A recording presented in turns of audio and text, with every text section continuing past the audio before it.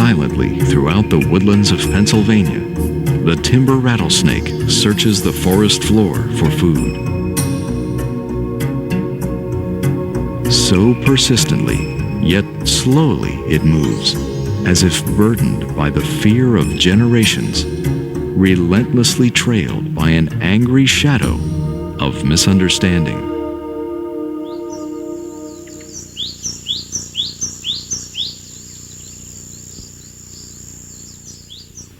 It is early May, deep within the forests of Pennsylvania. As the petals of mountain laurel reach for the sky, the birds joyfully welcome the return of the spring sun. And within the earth, the warming ground signals a phenomenon rarely seen by human eyes, the emergence of the timber rattlesnake.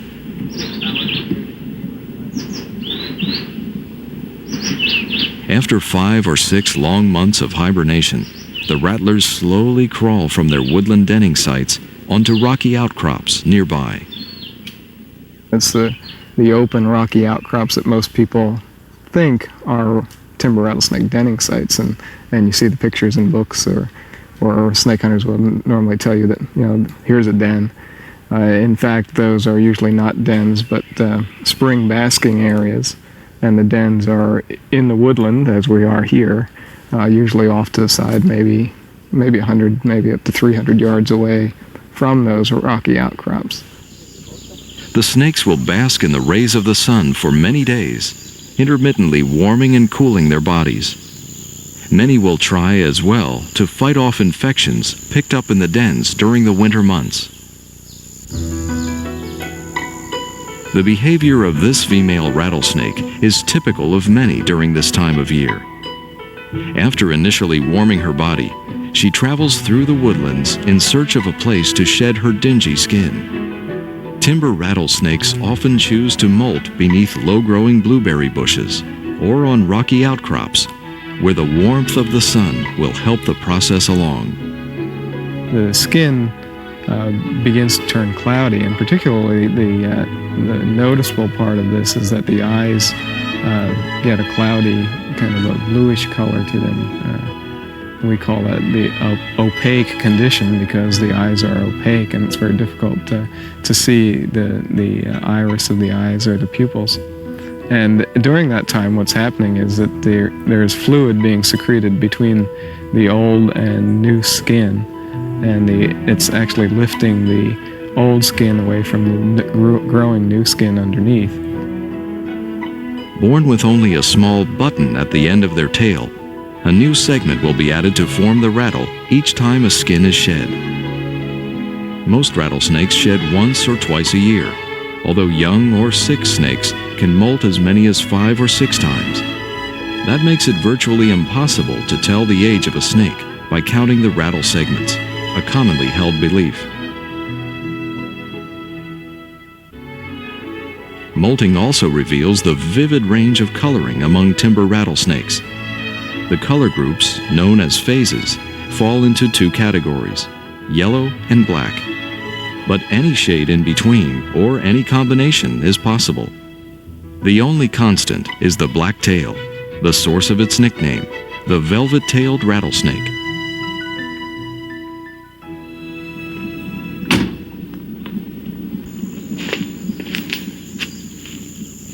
Since 1985, Pennsylvania's Wild Resource Conservation Fund has been collecting information about timber rattlesnakes through the dedicated efforts of Trenton State College professor Dr. Howard Reinert. Dr. Reinert has followed the plight of the timber rattler for 15 years, scientifically documenting its habitat, movements, and behavior.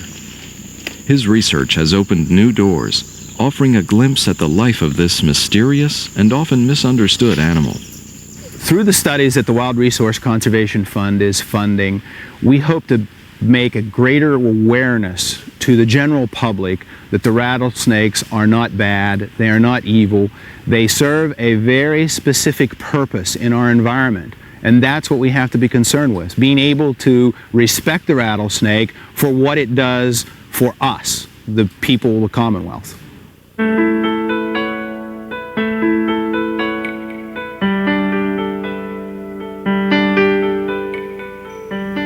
The timber rattlesnake belongs to a group of cold-blooded animals called reptiles. Their entire bodies are covered with scales, which feel dry to the touch, not slimy like most people think.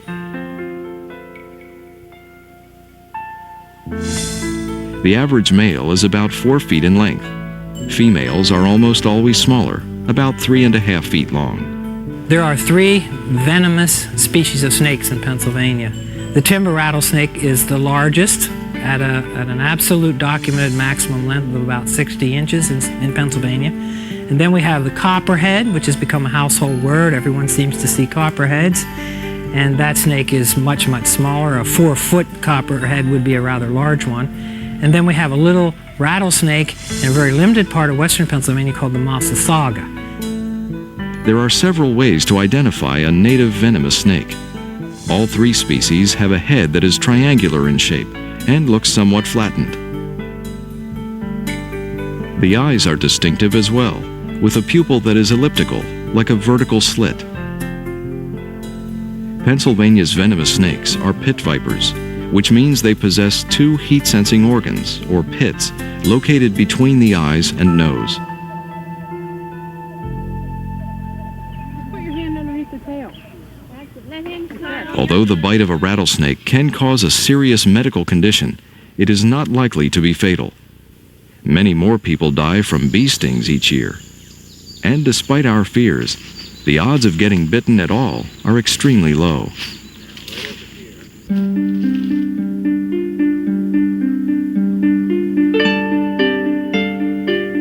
Our deep-seated fear of snakes is firmly entrenched in history. Indeed, of all the creatures on earth, it was the serpent who tempted Eve to eat the apple in the Garden of Eden. The snake lost its legs for that act, forever forced to move across the ground on its belly. Frightening images of snakes permeate many cultures, as do recurring stories about their supernatural ability to charm birds, animals, and people with their haunting eyes. In colonial America, it was the rattlesnake that captured the imagination and fear of many a settler. In 1750, a German visitor wrote that the snakes in Penn's woods grew to be 18 feet in length. While most Indians considered the snake sacred, few cowboys doused their campfire without first telling a tale about a monstrous and offending rattlesnake.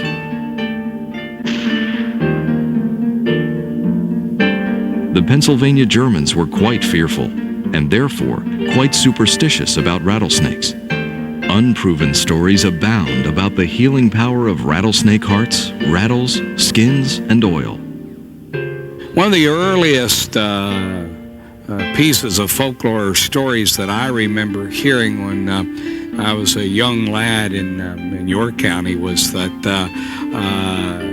snakes wouldn't die until after sunset.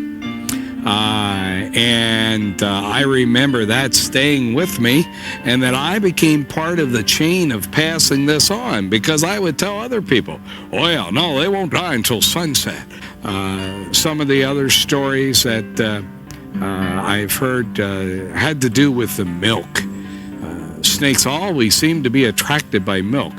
And not just around here. It was one way that you could lure snakes out, is by putting out a bowl of milk, and they would show up. And of course, there were lots of stories then about the snakes showing up with the cows and draining the milk from them. Rattlesnake populations decreased as interest in snake hunting grew during the 1960s and 70s. The hunts were spurred on by the popularity of organized roundups, which often featured crowd-pleasing rattlesnake sacking contests, a sport currently illegal using native timber rattlers.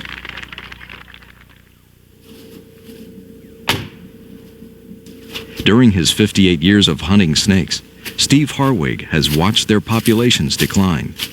He is concerned about their future survival. Some of the good upstate dens have been hunted very hard. And you still might see a half a dozen rattlesnakes where you used to see 25. Some of the dens around Ligonier probably have a few rattlesnakes still there, but you may go 5 or 6 trips before you see them. The better-known places are continually hit by local fellows and camp owners. And while there is a growing trend to photographing them and letting them be, there's still a large element that wants to kill them so they can get the rattles or the skin or show them off. If a timber rattlesnake feels threatened, it may back into a defensive posture, crooking its body below the head into an S shape. Then, the telltale sound of rattling is likely to follow, a warning signal telling the offending party to back off.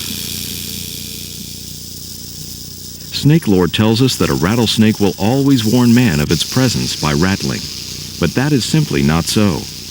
More often than not, the snake will remain camouflaged, allowing the intruder to pass it by unnoticed. Despite its fearsome look, the timber rattlesnake is actually quite non-aggressive. Its venom-laced fangs are designed as a tool to help in the capture of prey, not to frighten or harm humans. Many people believe that rattlesnakes are highly aggressive, and that whenever they go out in the woods, there are rattlesnakes waiting around every tree or around every log to strike at them. And that's a common fallacy for people, not only in Pennsylvania, but wherever rattlesnakes occur. Rattlesnakes themselves are very docile and non-aggressive, and the typical posture for a timber rattlesnake is one to be sitting waiting for food to come by.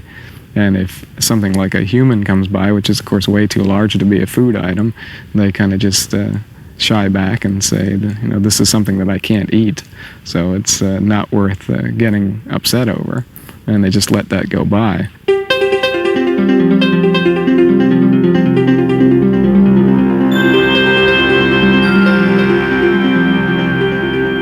Indeed, the timber rattlesnake will spend the majority of its time during the summer months foraging or waiting for food to come by.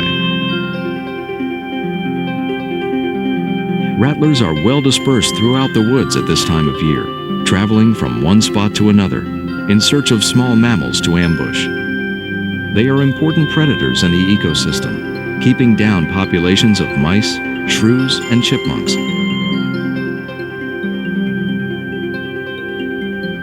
With painstaking precision, this timber rattlesnake selects a site for foraging. By flicking his tongue in and out of his mouth, he searches for the scent trails of small animals. Apparently, this particular log does not smell promising, so he turns and slithers toward another fallen tree.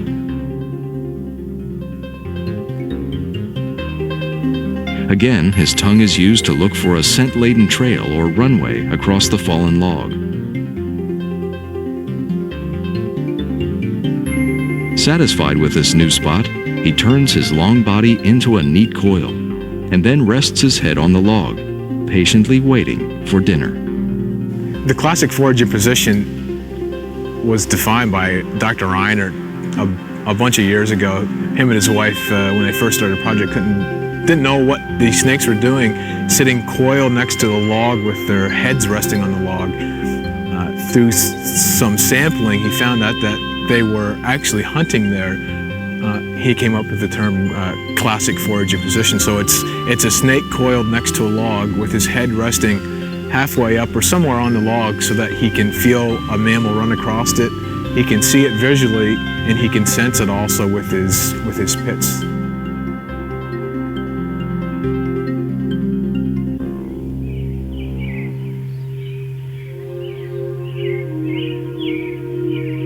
Timber rattlesnakes forage mainly in the woodlands. They are particularly fond of areas with a heavy canopy of leaves, both overhead and on the forest floor. Sites with a heavy underbrush, blueberry bushes, and many fallen logs are favored haunts.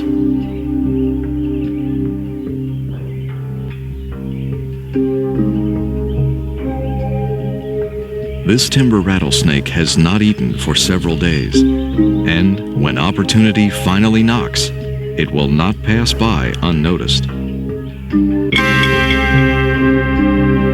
With lightning speed, the snake strikes the small rodent with his hollow, needle-like fangs. When the snake strikes, the fangs swing forward and pierce the animal, and at that time then muscles constrict at the back of the head and force the venom through the little ducts and down through the hollow fangs and deep into the body of the animal. Now the venom of timber rattlesnakes works very rapidly on a very small animal like a mouse or a chipmunk, and the animal just runs off a short distance and usually drops over within about 2 or 3 meters of the snake.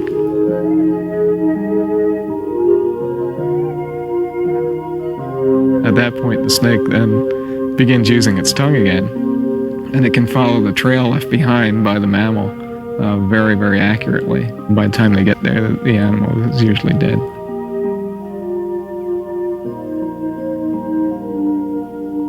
After probing the mouse with his nose, he will swallow it whole, using his teeth to guide it down his throat. The lower jaw does not unhinge, as many people think, but it can expand outward, enabling the snake to swallow large food items, like squirrels.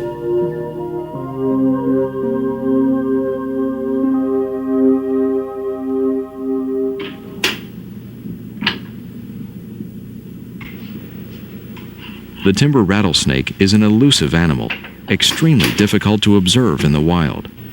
It has taken years for Dr. Reinert and others to perfect the techniques they use to document its behavior. The surgical implantation of radio transmitters is one example. Okay, now he's getting there. Here in the laboratory, a captive rattlesnake is given anesthesia and prepared for surgery. Dr. Reinert carefully makes a small incision on the side of its body and inserts a radio transmitter. Now we're going to thread this wire so we can get rid of it up under the skin. Then, the secret to their success. Using a long hypodermic needle, an antenna is threaded up through the body just next to the skin. The long wire antenna will greatly enhance the range of the transmitter in the field.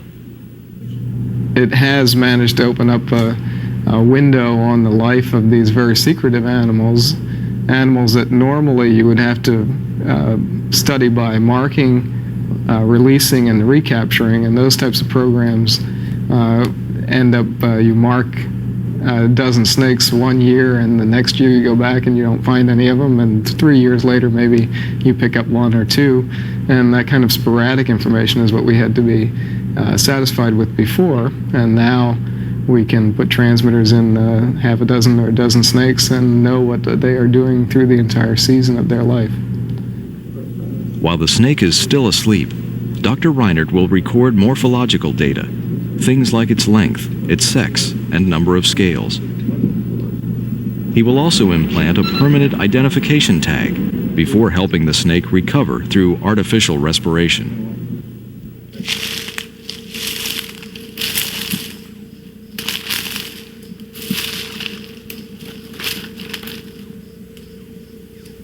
Radio tracking has enabled researchers to conduct numerous important studies on native timber rattlesnakes. One such effort, supported by Pennsylvania's Wild Resource Conservation Fund, involved the translocation of rattlers from one area to another. Moving animals out of harm's way to safer areas is viewed by many people as a viable method of conservation. The idea was to see if individual snakes would survive the ordeal.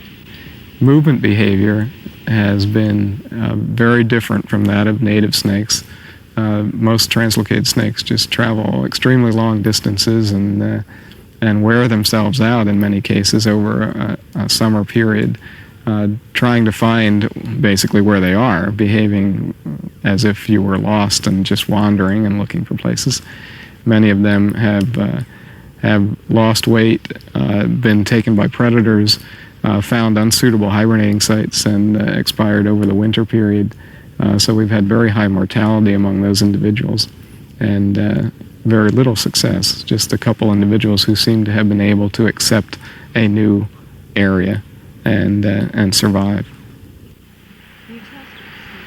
This female is one of the translocated snakes that has survived. Here, she demonstrates a skill seldom seen by human beings. A rattlesnake's ability to climb 6 feet up. into a rhododendron bush.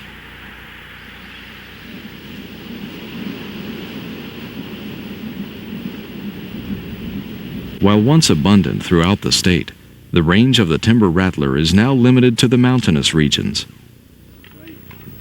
The Pennsylvania Fish and Boat Commission currently classifies it as a candidate species, only a step away from the threatened or endangered list. And significant population declines in 20 of 27 states has increased interest at the federal level to step up protection. The Pennsylvania Fish Commission is responsible for regulating fish and amphibians and reptiles in the Commonwealth of Pennsylvania. And through that mandate, we manage the timber rattlers through a very tightly regulated permit system, which limits any hunting activity to a very short period of time and also puts a one snake possession limit on the actual capture of these animals.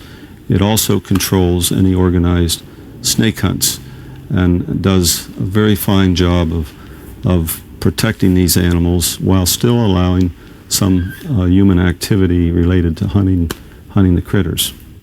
It was another Wild Resource Conservation Fund study that convinced officials to limit the hunting season for timber rattlers.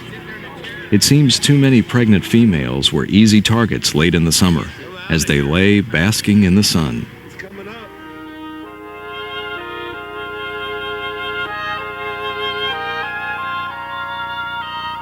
Gravid, or pregnant snakes, virtually spend the entire summer on a warm, rocky outcrop. Having mated the previous July or August, the female stores the sperm until ovulation occurs the following spring. Gravid rattlesnakes often bask in pairs on the rocks, regulating their temperature by going in and out of the sun.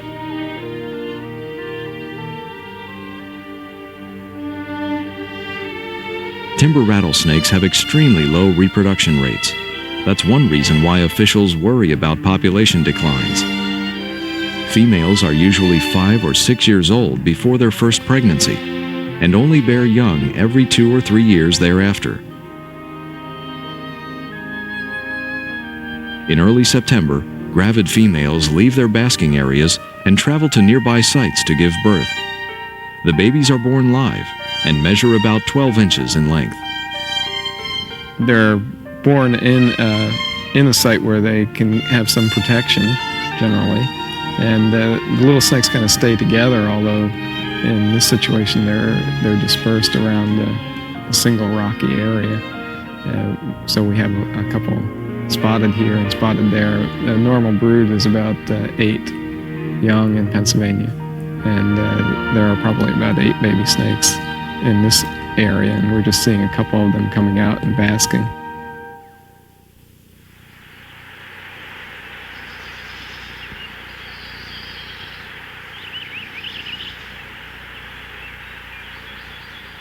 As summer starts to fade, timber rattlesnakes begin to head back toward their dens.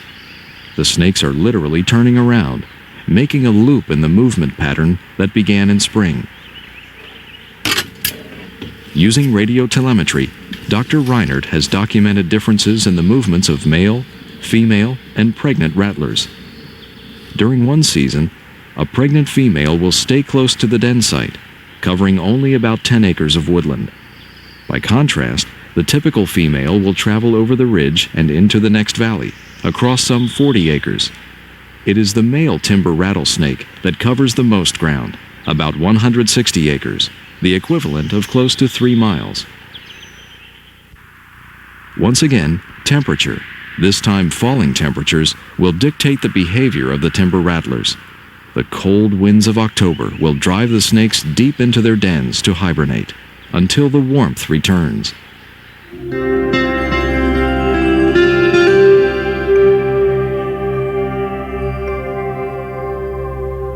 The timber rattlesnake is basically a symbol of the wilderness that was Penn's Woods, and I view it as that. It is our natural heritage. It is something wild and untamed, dangerous, and that's what wilderness is all about, in a way.